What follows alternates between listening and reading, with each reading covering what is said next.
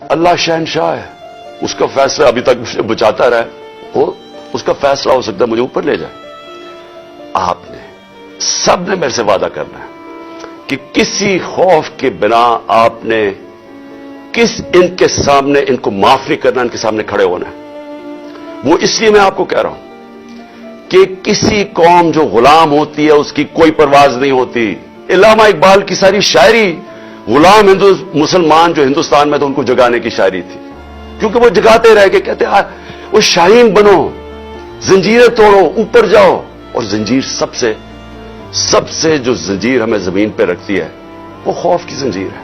میں جیل میں جاتا ہوں یا مجھے یہ کچھ کر دیتے ہیں، آپ سب نے کھڑے ہونا ہے، کبھی ہار نہیں ماننی، آخری گیند تک مقابلہ کرنا ہے آپ نے۔ جان تو میری خطرے میں ہے، میں تو کھڑا ہوں۔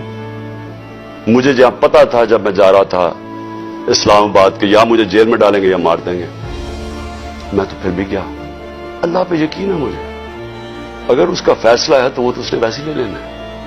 اور میں سمجھتا ہوں کہ اللہ واضح طور پہ قرآن میں کہتا ہے کہ میں کبھی کسی قوم کی حالت نہیں بدلتا جب تک وہ خود اپنی حالت بدلنے کی کوشش نہ کرے۔